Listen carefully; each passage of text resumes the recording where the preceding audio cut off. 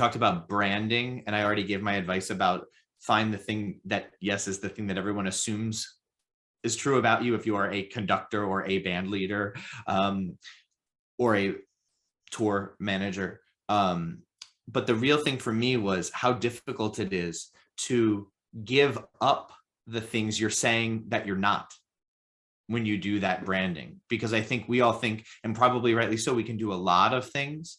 And Seth, you talked about like not being 5 or 6 genres. You know, it's like, well, I can play Tchaikovsky and Adams and Telemann, so why would I not tell everybody I could do any of those gigs? And I think that that goes away with time, but also can go away with intention if we think about it in that way. Like, I'm okay with these sacrifices because this is what I care about the most.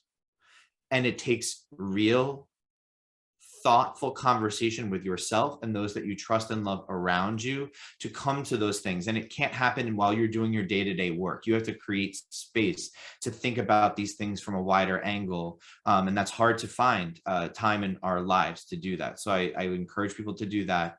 And then from the financial standpoint, I think the best thing that you can do is go to the other side of the table if you can.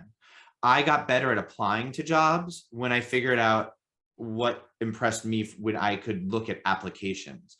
I got more grants when I started serving on the DC Commission Arts and Humanities grant panel and reviewing other people's grants, because I was in the room where those financial decisions were being made. How does the scoring work? What are the types of things people who understand this business think about when they're making these decisions? And then I'll say this a little bit more quietly, but most people don't understand a thing about looking at a budget or looking at a 3-year plan. And how do you impress those people? Because you have to do that too. And the thing it came down to for me was being an excellent communicator.